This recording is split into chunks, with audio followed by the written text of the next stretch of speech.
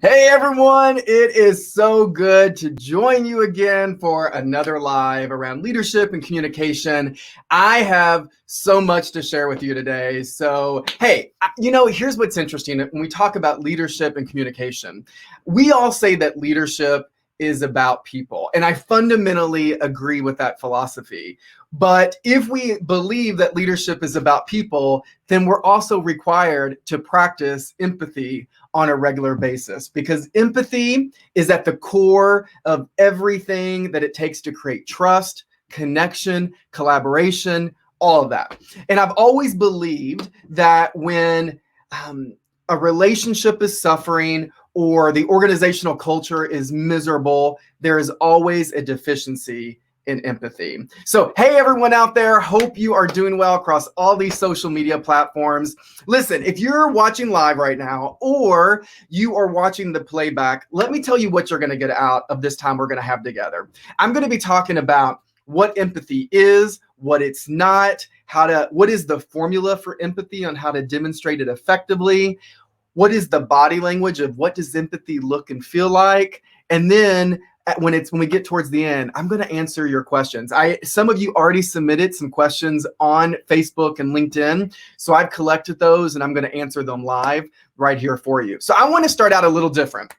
So whether you're watching it live or watching the playback right now, I want to start this way. On a scale of 1 to 10, how comfortable do you feel at being able to demonstrate empathy effectively? Drop it in the comment section and give me a heads up so I can kind of see where everyone's at. So I can see a lot of you are joining. So on a scale of 1 to 10, how comfortable do you feel at being able to demonstrate empathy effectively? Drop it in the comment section. I'll see it pop up here. Even if you're watching the recording, just pop it in there and then I'm going to be able to see it as I go back. All right. So as you're doing that, let's think about what empathy is. I want to tell you how I define it. I would love to get your thoughts. If any of you want to drop in the comment section how you define empathy, feel free to join, to put it in there. I define empathy as our ability to really see beyond ourselves. And y'all, that is not always easy, because the ability to see beyond ourselves requires us to zoom out from our perspective and really honor other people's truth and experiences, sometimes when they're different from our own. It also requires us to surrender our ego. And that is hard, especially when we get really passionate about something, when we feel that we disagree so wholeheartedly from someone else. So I'm going to give you a few examples of empathy about when I got it wrong and show you how this plays out. So when I say empathy is about your ability to see beyond yourself and then honor the experiences and truth of other people. In my early 20s, so probably about 15, I'm 40 now, so it's probably been about 15 years ago, I remember getting in a disagreement with a friend. And this friend was kind of that assertive, kind of just, can be aggressive individual. And I remember we got in this argument on the couch, and you all, back then when I dug in. I was relentless. And I remember at some point in the conversation, which I don't even remember what the argument was about now, I just remember that this individual started to cry. And that was not normal for this individual. And it was my moment where I stopped, and it was kind of like your oh crap moment. And then I ended up hugging this individual and apologizing, but the relationship really suffered after that. And I realized then there were so many times in the way that I communicated that I just wasn't making people feel seen and heard. I was not able to zoom out from my perspective and really honor theirs, even when maybe that I disagreed with their point of view. Hey, you all. Hey, Jill. Hey, Tanya. I hope you all are doing well. I also think I want to leave in a really important point about empathy too. One of my best friends, Chad, is just a master at demonstrating empathy. But I'm going to tell you about a critical lesson that he taught me, though. One time I called him, and I wasn't proud of myself for a decision I made. And he called me right there in that really vulnerable moment. He called me on the carpet and was like, I'm not going to, agree and just kind of pacify you.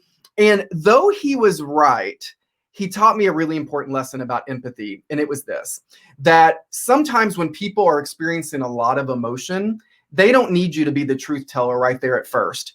They need you to have empathy for what they're experiencing before they will ever be in a place to really hear your message. So if you want to lead and communicate more effectively with, direct reports or people on a team or your friends or your kiddos, I'm such a believer. I wrote about this in both my books. You have to put empathy before information, because though my best friend Chad was right, I was so emotionally hijacked with my own emotions that I wasn't ready to hear what he had to say.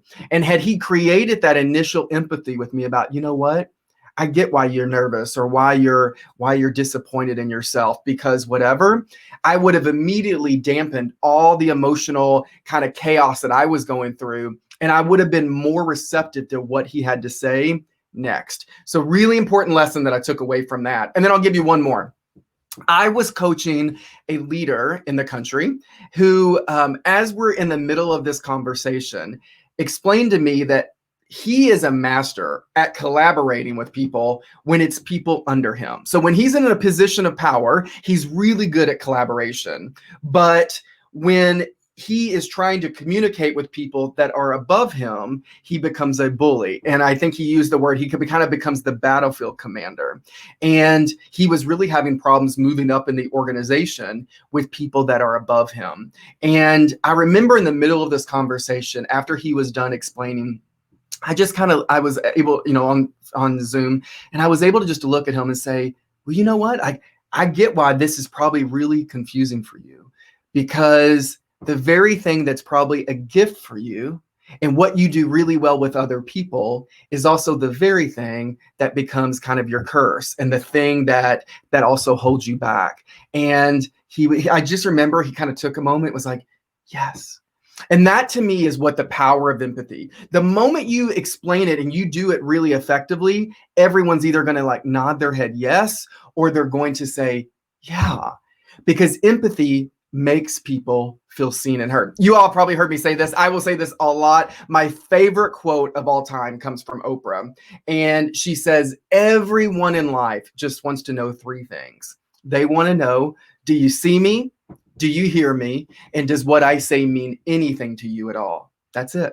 And that whole quote is about empathy. Empathy makes people feel seen. It makes people feel heard. And it makes people feel like who they are really matters, even when we disagree with their point of view. So, hey, here's why empathy, I think sometimes in leadership and just in our own personal relationships, this is why empathy is sometimes hard. One, because empathy requires us to slow down. So we can't just be on a fast track to get the answers. We have to be willing to slow down from the pace that we think we should be going to really listen to understand what people are experiencing. I always say that you can listen to be right, or you can listen to understand, but you cannot be both. And empathy really requires us to listen to understand. It also sometimes forces us to detach from the outcome that we want, or from how fast we think the conversation should be going. So that way we can really be present with people and be there for them emotionally, intellectually, all of that. And here's the last thing. Empathy can sometimes be hard because it requires us to honor someone else's truth as their truth and their experience. And that can be hard when that truth and experience is different from ours. And so, because what it does is it sometimes requires us to look at ourselves in the mirror and reevaluate our point of view, our truth. What does it mean if I empathize with them? Does that mean my truth is wrong? Does that mean I need to look at myself? So empathy can really force us to look in the mirror. All right. So here's what I also want to say. Hey, Troy. Hey, Raymond. Hi, y'all. Thanks for responding. Hey, I want to talk about what empathy is not, because we talk a lot about what it is, and I'm going to share kind of the formula with you. But what is empathy not? Number one, empathy is not giving people answers. I can't tell you how many times in leadership that I work with people where so many people are just in a hurry and they're busy being busy and they just want to give people the answers. And I talk about that is so dangerous, because when all we do is give direct reports or give our kids or our friends answers and solutions, what we indirectly teach them or subconsciously teach them is you don't have the ability to do it yourself. So let me do it for you. And so empathy is not giving people the answers or solutions. I also think it's not fixing people. I think oftentimes fixing people is more about us and making us feel good about ourselves than it is about supporting other people. Most people, or I would say people in general, don't need to be fixed. They just need to be heard. People don't need to be fixed. They just need to be heard. Tanya said people can be manipulative to people that are empathetic. Yeah, and we're going to talk a little bit here in a second about the difference between, well, understanding how to be empathetic, but also holding people accountable and not getting to the point when we enable other people or get taken advantage of, all of that. I want to share something else about what empathy is not. Brene Brown, who I deeply admire, I know many of you, you probably you can give me a like if you're a big Brene Brown fan. I'm such a huge Brene Brown fan.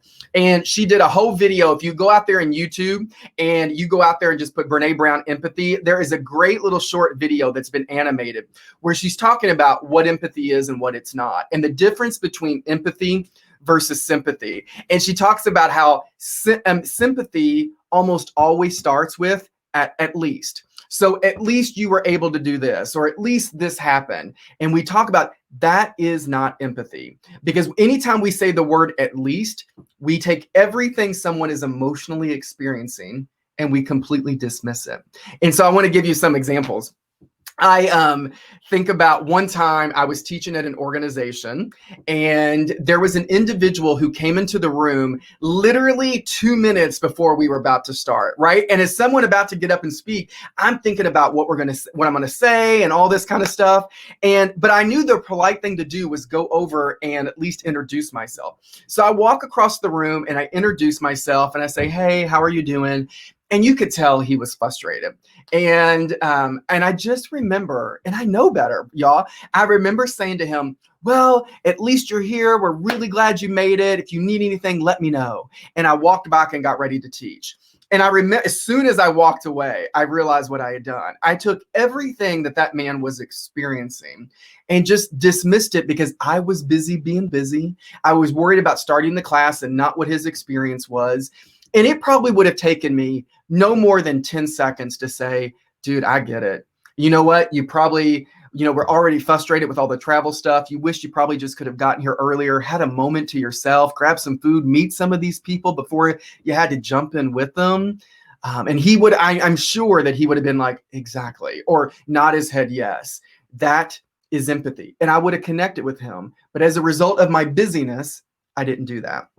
So I called myself out later and talked about it in front of the room and had a really good conversation about empathy and the power that it has. And just being aware about when we get it wrong so that we can go back and try to make that right. Final story about what empathy is not. I was on a plane one time, and while I'm on the plane, this lady beside me is acting crazy. She's all over her computer, her food tray, and they come and give her a glass of water, and she spills it all over my lap on the plane. Now, y'all know, right? I don't know about you, but I was frustrated in that moment. And I was just like, oh, and I know it wasn't on purpose, but I was frustrated. And she looks over at me and she kind of laughs and be like, "Well, at least it wasn't red wine." And y'all, I don't even know what I was thinking in that moment, but I felt so dismissed by her comment. And I know she did it because she was uncomfortable. I know she did not have bad intentions, but had she just simply just said, "You know what? I am so sorry. I know we're already crammed in here and this doesn't make it any easier. And I know it's frustrating for you. What can I do to make it right?" Whatever. Just the simple acknowledgement that she honored my experience and what I was feeling in that moment would have instantly changed my perception of her, my ability to connect, and I wouldn't have left frustrated in that moment. Tanya, I've removed that from my vocabulary since the first time I heard you say that statement. Yeah, it's so, and I really try to pay attention about not saying that. And if I do, catching myself and then kind of phrasing what I meant to the individual. So let's talk for a second about how do we demonstrate empathy actually effectively? So I'm going to ask you a quick question. So on the screen, you'll see it says, what specific actions do you think it takes to demonstrate empathy effectively? I would love to get just 10 seconds. I want you to jot something down in the comments section, whether you're going back and watching the recording or watching this live. What do you think? What specific actions does it take to be able to really demonstrate empathy effectively? I'm going to give you some in a second, but I'm also going to give you the formula. So if you're looking for a formula, this is what I teach people all the time across this country when I speak to them. So the formula that I give people on how to do empathy is this. So if you're writing it down, you would say, well, yeah, you feel blank. And so I want you to get that. Yeah, you feel blank. And in that first blank, what you always put in there is the emotion that you think they're experiencing. Now, listen, y'all don't have to start with yeah. You can be like, I imagine that you're frustrated. I get why you're mad. Well, yeah, you're disappointed. Oh my gosh, yeah, you're excited. So you're basically just, you're paying attention and you're identifying the emotion, not that you believe, but what you think they're experiencing in their world. And then the next part is the magic sauce, y'all. So you're going to say, yeah, you're blank because blank. And this is where the magic happens. You cannot just repeat back what that individual says. So you can't just be like, well, yeah, you're mad. If they tell you I'm mad because my manager, doesn't appreciate my work, you can't be like, well, I get that you're mad because your manager doesn't appreciate your work. I'm like, no, you just repeat it and parrot it back what I said. But when you say, you know what? I imagine that's really overwhelming and extremely irritating and frustrating. When you put in more than 70 hours of work every week, you sacrifice time with your family and the things that are also important to you because you're really passionate about this job and you want to show them that you're a team player and committed, but you don't feel like they get it and you don't feel recognized in the process. I'm telling y'all, every time I've done that, they go, yes, exactly. That is empathy. And so the formula, of course, you feel blank because blank. And in that second blank, you're taking the actions that you think are leading, what are causing those emotions to happen, and you're really going deeper in depth with it. And so, I see some of you. So Tracy said listening and repeating what they say. Yeah, listening to. So some of the actions that we have to demonstrate besides just the formula, really listening to understand. Because if we're not listening to understand, we're not going to be able to hear what those emotions really are that they're experiencing. So when we do it, when we try to use this form of empathy, we're not going to get it right. Now, I will say this. Sometimes even if we don't get the emotion right, and we're like, well, yeah, you're angry. They might say, well, I'm not really angry. I'm more, just hurt. Perfect. Because the fact that they're elaborating is only allowing you to connect, and they're getting clear about what they're experiencing. And so I think some of the core traits that we have to be, Troy, yeah. So being aware of, first of all, how we're showing up in that conversation, being aware of what we think they're experiencing. Some of the core actions that I think we have to demonstrate are listening to understand, like you said, Tracy. We have to be able to zoom out from just our point of view to try to understand and experience what is it from their point of view. We have to be able to acknowledge their experience and their feelings. By the way, that formula that I just shared with you all, it took me 300 hours of training to get certified as an executive coach. And in our executive coaching certification, that is one of the concepts that they teach us more than anything. And they call it acknowledge and validate. And so it is empathy is really what it is. Can you acknowledge and validate that someone's experience is true to them? And I didn't share this earlier, but Brene Brown says this, and I love this line. She says, how many of us have heard in our lives that empathy is about putting yourself in someone else's shoes? I feel like, I don't know about you, drop a yes in there if you've heard that, whether you're watching now or in the playback. Have you ever heard empathy is about putting yourself in someone else's shoes? And she says that is completely impossible. We literally cannot do that, because think about this. She says our lens for how we see the world is made up of all these factors, whether it's our experiences, our income, our gender, our sexual orientation, our religion, our spiritual practices, all of these things are making up the lens for how we see the world. And so for you to say, I'm going to put myself in someone else's shoes, you're basically saying, I'm going to take off the lens that I've worn my entire life, and I'm going to step into this person's shoes to see what it's like to experience their entire life. You cannot do that. That is impossible. And so but what we can do is to say, I believe the lens through which this person sees the world is just as true and real to them as mine is to me. I want you to hear that. I feel like, when I talk about the power of empathy, I think about right now with everything that's going on. I'm in Louisville, Kentucky. So the whole Breonna Taylor thing and social injustice and the police stuff, and just how much, if we just had the power to have empathy with each other, does not mean we agree, but to try to understand where everyone's coming from, we would communicate better. Cultures would be better. We would see in organizations would be better because there'd be better collaboration and not so much backstabbing, or people wouldn't be rewarded for bad behavior as they climb up the corporate ladder. And so to me, or I would say Brene Brown, empathy is not ever about putting yourself in someone's shoes. It doesn't require that. It's honoring the shoes that they've had to wear their entire life, and honoring that that is their experience, and that truth is true to them just as much as my truth is true to me. Tanya, yeah, I usually say that I have not experienced that situation before, but I want to understand, and I'm here if you need me. I love that. And I'm going to tell you what you just did too. There are technically 3 types of empathy. And the formula that I share with you all is really about demonstrating cognitive empathy. And we can all do that, so cognitive empathy is all about your ability to understand and recognize their emotions, their experience, and their feelings. It doesn't mean we got to feel what they feel. That is emotional empathy. We don't have to feel what they feel. We need to be able to honor what they're feeling and say that we understand and respect that is true for them. Lindsay Marie, Justin, I think you need to run for president. The world needs your leadership. Pass. I got too much stuff in my closet back there. I will never run for office, Lindsay, but I appreciate you and your support.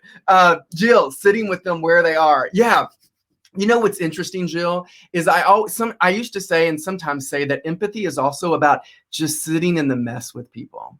And I always say, I'm not going to stay in the mess with you, right? Because I think sometimes that can become enabling. But to me, empathy is about willing to sit in the mess with someone as they're wrestling with their own emotions. And I'm not going to fix it. I'm not going to solve it for you, but I'm going to sit here and have your back as you work through it yourself. And I'm going to honor that this is true for you. So I love that you said that. So true. One thing that I want to be clear about is, when you all leave this live or you go back and watch the recording, how are you going to know when to actually practice empathy with other people? Like, when should we do it? Because, right, that's the whole point. Can we be aware, like, hey, this is the moment that I need to practice it? And I always tell people, empathy is so important. It's when people are experiencing some type of really strong emotion. So they come to you and they're frustrated about a coworker, or they're frustrated about their boss, or they're stressed out because they don't know how they're going to get this project done on time. Before you ever try to, say anything else to them, be like, yeah, I imagine it's really stressful because whatever.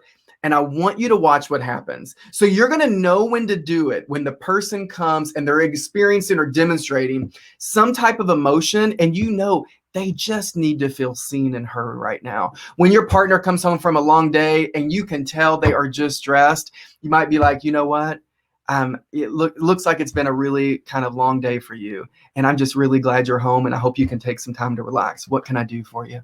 Right? That's empathy. And so it's honoring what people are feeling or experiencing. I want to give you, might not be the last story, but I think it's a really good one. I knew a president of a company that had just been hired in the organization. And this person was doing a meeting with all the stakeholders in the organization. So one of the early first meetings this individual had held, this individual that took over this president role had never worked in this industry, but had a lot of experience in leadership and in other companies. And during the Q&A round, some gentleman in the back raises his hand and looks right at this individual and says, "So why should we trust you?" I want you all to imagine what that moment was like when someone says to you, and it feels like you're being challenged, "Why should I trust you right now?" Or "Why should we trust you to lead us when you don't have any experience?"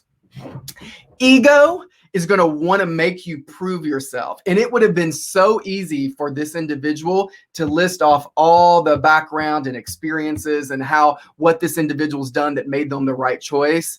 But this individual didn't. This individual said, I'm going to paraphrase, but it was something like this. This individual goes, "You know what? I get why you might be skeptical, because you're here. I am coming in from a different industry, and you might feel that I don't have some of the background that it's going to take to be successful. But this is what I'm going to ask of you. You trust the people that made the decision. So I'm going to ask that you trust them and the decision they made, and you give me the opportunity over the next 6 months to earn your trust." Y'all, if I would have had a baby, I was like, throw her a baby. It was so articulate. And what she did, right? This is why I always say empathy before information, because it was all about had she tried to prove herself, it would have rubbed some people the wrong way, all this. And she didn't feel the need to have to prove herself to people. She acted like she belonged, and she demonstrated empathy. And as a result, all the emotions were dampened. It created connection with everyone else in the room and led to a situation where she was able to start trying to earn trust with this individual. So I just love that example of how someone used it to really communicate more effectively in leadership. All right, so I want to talk for a moment about what empathy actually looks and feels like. I've given you the formula on how to say and communicate with empathy. So yeah, you're blank, insert the emotion, because blank, and what are the actions. But how does our body language impact our ability to demonstrate this? So if you don't know, I studied body language from a lady in the FBI. It's how I started my business, started my company. And so I was speaking all over the country, helping leaders understand how their body language is impacting their brand, their leadership, their communication style. And I want to give you a few points. Number one is this. I want to explain the difference between what people in law enforcement, the FBI do versus what I teach. So often those individuals are trying to teach, or they're analyzing people's body language and trying to see if there's deception or what's going on. And I fundamentally do not think that we should be doing that. If we're so busy analyzing other people's body language in the middle of the conversation, we're not connecting. And our primary responsibility in leadership and communication is to connect. And so if we're really focused on connection, then we're focused on what is my body language doing and what can I control here that's going to put me in a better position to try to connect with other people on the other side of the message. So here's a few tips when it comes to body language and empathy.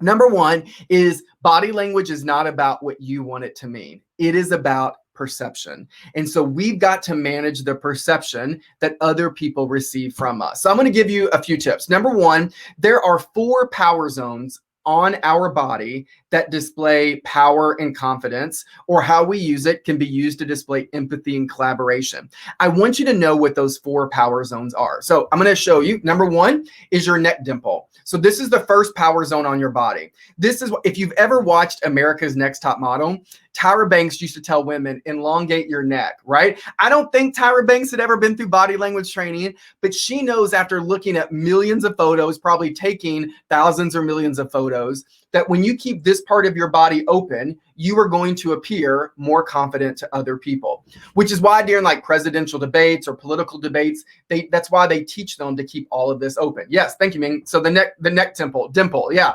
So a lot of people, when they get uncomfortable, we know this from gender differences in communication, especially women sometimes will rub their neck like this. This does not look nearly as confident when I'm able to keep that part of my body open. Sometimes men will adjust their tie and do certain things. So number one is your neck dimple. Number two is your torso. So it's this middle part of your body.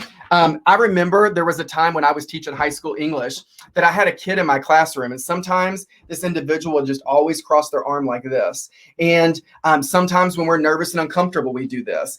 An interesting scenario. If you ever watch reality television, if you do, drop in the comment what's your favorite reality television. I'd love to know. But in reality television, right before an elimination, someone is almost always standing with their hand on their wrist, with their hands down their side. And what that's called is pacifying behavior. You're hugging yourself to make yourself feel more comfortable. This, when we cross over our torso in any way, does not look nearly as confident than when we don't. The third one is your naughty bits. And so everyone's like, did he just say naughty bits? Totally did. So naughty bits are kind of like when you put your hand in the fig leaf when you're standing. And the last one is your feet. And here's why this is important for me to share with you, because I'm going to give you some examples. So when we are communicating, if we keep all four of those power zones open, whether we're standing up or whether we're sitting down, they are going to demonstrate power and confidence. When I keep my head straight forward and I keep all these four power zones open and I take up space, it's going to come across more confident. There's a time and a place for that. But there's also a time and a place for empathy and collaboration.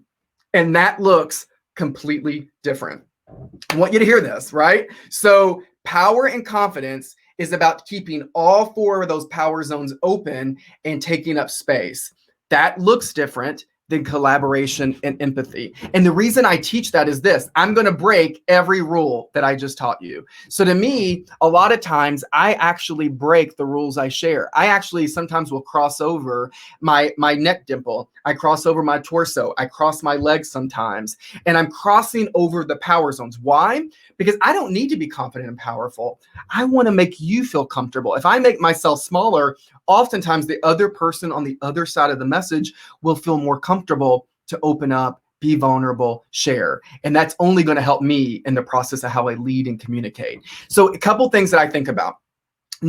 So understanding how to use those four power zones to your benefit. Now, the other thing is this: I tilt and nod my head. This is about empathy. This is a more passive type of gesture when we tilt and nod our head.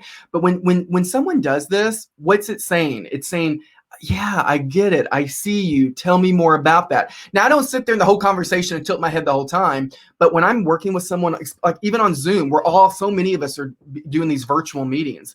I'll sit there and I'll tilt my head and then I'll be like, wow, Tammy, I didn't know that you liked Survivor.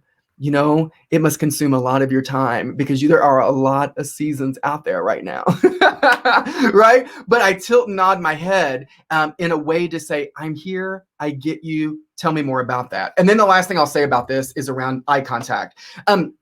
Some of you, if you've heard me speak on body language, you know this, but out of 100% of eye contact, how much do you think that you should maintain with people? This is just standard kind of body language rules when it comes to confidence. Out of 100% of eye contact, how much do you believe that you should maintain with other people? Drop it in the comments section. I'm interested in your opinion. So out of 100%, how much do you think that you should maintain with other people? And as you're putting your answer in, I'm going to give you kind of what the research says. Standard, kind of when we talk about just, there's a lot of caveats to what I'm about to tell you, but typically they say that the answer should be between 60 and 70% consistent eye contact. Yeah. So Roxanne, it's interesting because you said 90. A lot of people will say a really high number, either 80, 90, 100.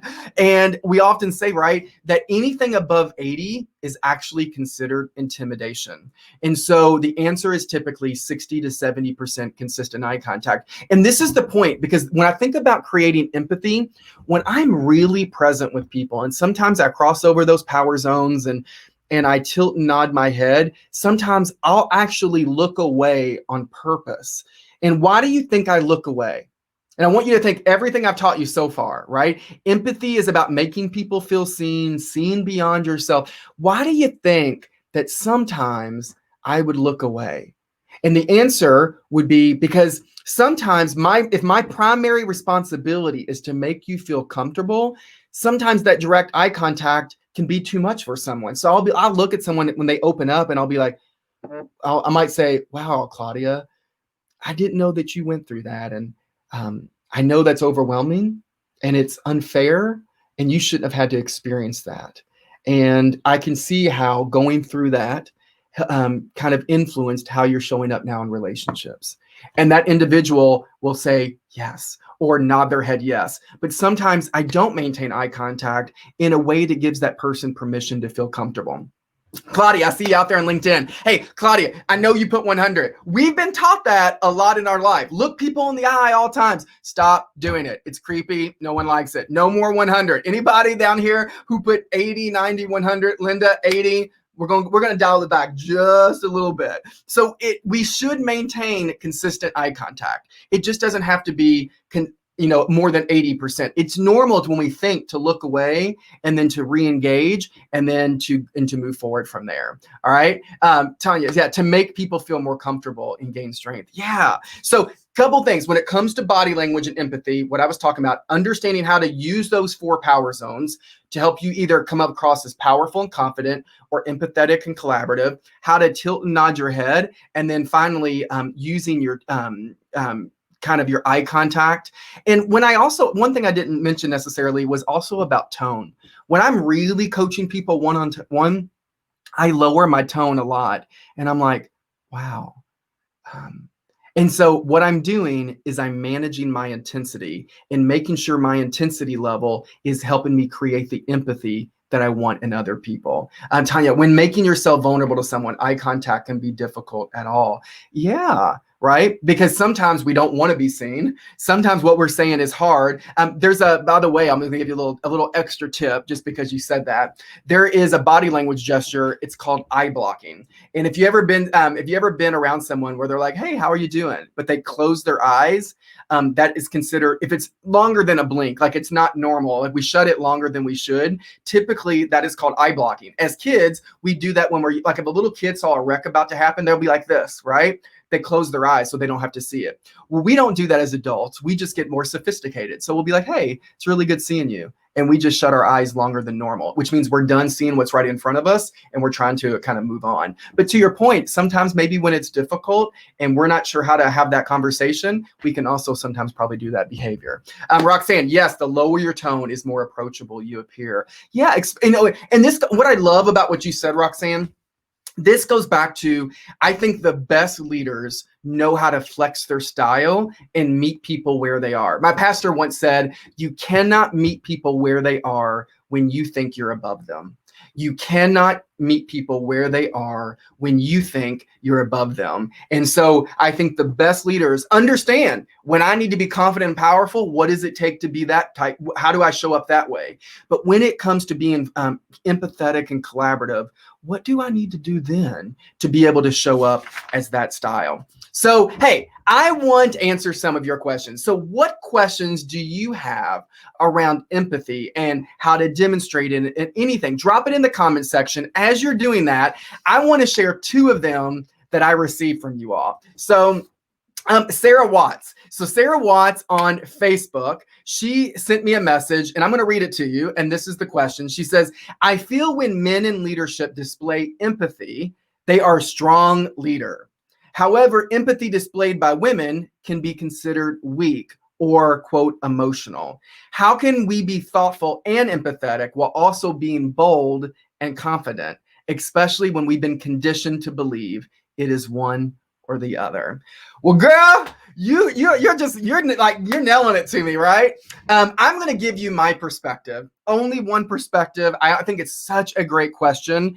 I'm going to give you, this is my truth from what I've experienced. Here's what I would say. Stop worrying about how other people perceive it. And I want you to hear that. Stop worrying about how men or women or managers or executives, stop worrying about how other people are perceiving it, and be authentic to the empathetic part of you and how you demonstrate that empathy. I always tell people, I don't say this to people. This is what I say in my head. I refuse to own other people's insecurities. Some people aren't going to like the way that you show up and have empathy.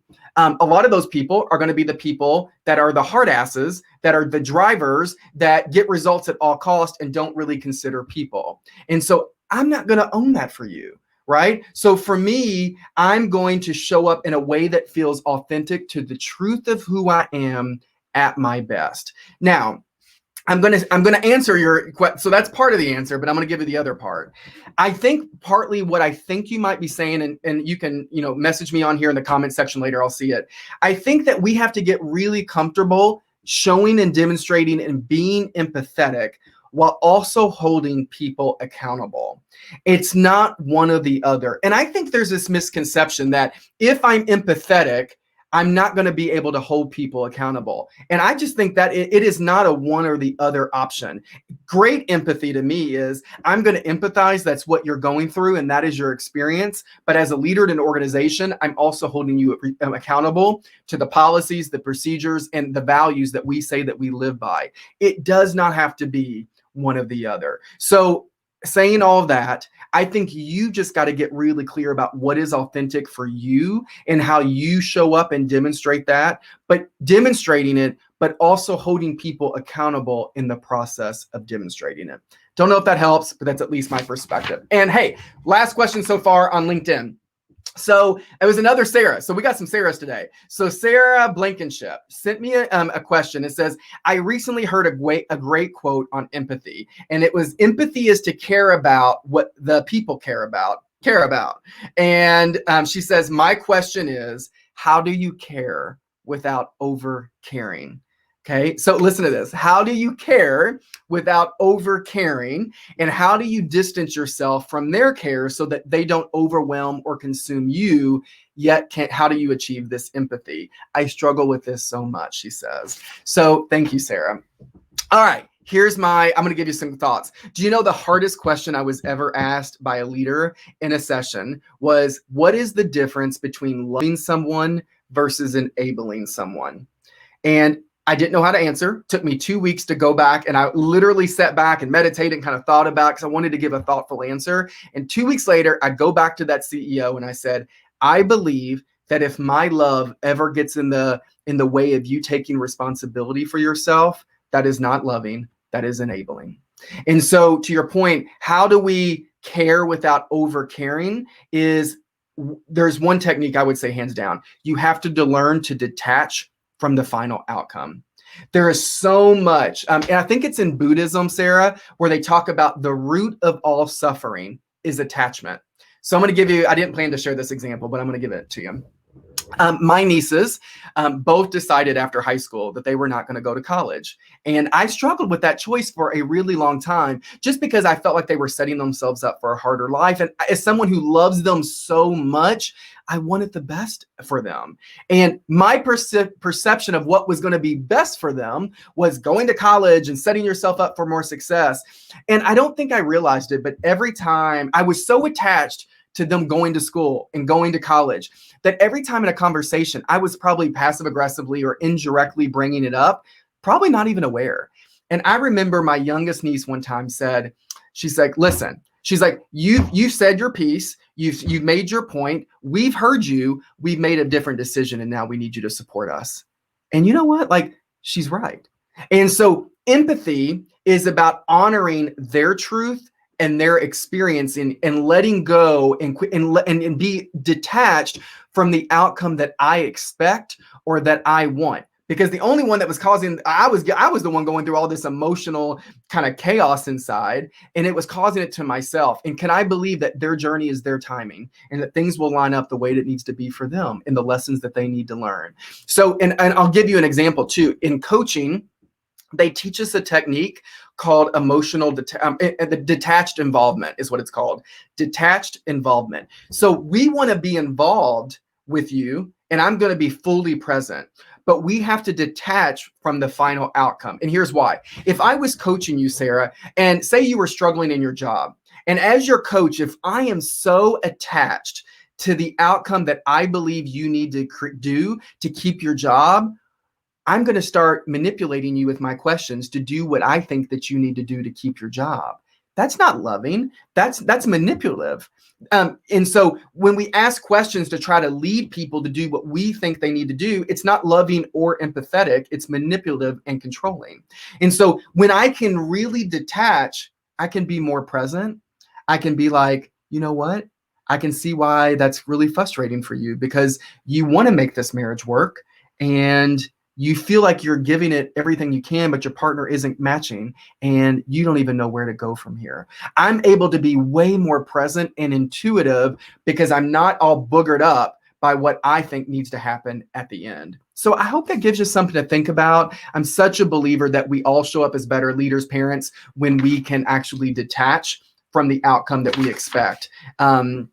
And so that is how, for me, that I've learned to distance myself so that I can have empathy, but not get so hung up that I'm the one kind of going through this emotional turmoil in the process. All right. So I hope that helps you. Any other questions from you all before I kind of wrap up? So here's what I would say. As you all drop any questions here, I would say leaders and organizations who don't recognize and reward empathy are playing a really short-term game, and they're only going to set their relationships and their culture up for long-term disappointment. And so I want to leave you with a few final summary things. I always say empathy is one of the most effective ways for us to create trust, connection, and collaboration in our personal relationships or our professional ones. Empathy before information. Always. If you're in a meeting with someone this week or next week and there's some emotion there, or you can feel it, remember this technique. Say, demonstrate empathy before information. And then here's what I want all of you to try this. I want you today, when someone sends you a text message or someone calls you or sends you an email and you can sense there's some emotion there, I want you to use the formula that I shared with you. Well, I imagine you're blank, right? The emotion, because blank. So someone sends you a text message and you can tell they're frustrated. Be like, instead of trying to fix it, or instead of trying to tell them what you think they should do, be like, wow, it sounds like that's pretty overwhelming. And I'm sure you're probably frustrated because whatever. And I want you to see what the response is that you get back from that other person. All right. I hope it gives you something to think about. Last thing I would say is, if you're part of a leadership team, if you think this information's helpful, watch it as a leadership team. Watch this live. Talk about the questions that we talked about and how it would only benefit the teams that you work with. So I think there's a lot of ways that you can actually use this video and this live session to just be more empathetic personally and professionally. Meaning how to lead people under your empathetically when your leaders who lead you are numbers first. Someone always asks me this. They're like, Justin, this is great, but what do you do about if the people that are above you aren't even the ones that demonstrate it? So this is the thing. I always say you have to focus on what you can control. You are never going to fix their behavior, nor should you. And you're not responsible for them adapting. What you can do is make some choices about, is this environment right for me? Is this where I think I want to continue to grow in? But more importantly, I want to get clear about the type of leader that I want to be. And I want to be able to show up in a way that feels authentic and true to me. I don't think there is this false choice that we either can be empathetic or we got to be hard and get results. I fundamentally disagree. The leaders that I know that actually get the best results and have the best culture always are empathetic, but also drive people and hold people accountable. They understand in the moment how to flex their style and meet people where they are and move the business forward at the same time. That's why we said leadership is about people. Well, sometimes those people we need to have the tough conversations and they need to be held accountable. Sometimes we need to have empathy and say, hey, what's going on? Right? And so it's not an either or. The best leaders do both. Tanya, when you try to fix it for them, they seem to become codependent, unable to make their own decisions. Yeah, so often I found, I tell parents that all the time, you wake up, your kids are in their 20s, and then you're the one as a parent, why aren't they independent? Why can't they make their own decisions? Because you always jumped in and did it for them. And there was always someone to bail them out or have their back. And it doesn't mean we can't be there to support them and acknowledge their experience, but we got to give people permission to come up with their own answers and take action on what they believe they can do so that they take full accountability for that. All right, y'all. So I hope that helps. Listen, I'm such a believer in this concept. Try it out today. Try it out this week. Drop me an email. Hit me up on social. Let me know how it goes. If you have more questions, drop them in the comment section on this live, and I will continue to answer them even after this video. So if no one tells you they believe in you, I believe in you all. I'm wishing you the best. Continue to lead, love, and communicate even better at your best. All right. See y'all later. Bye-bye.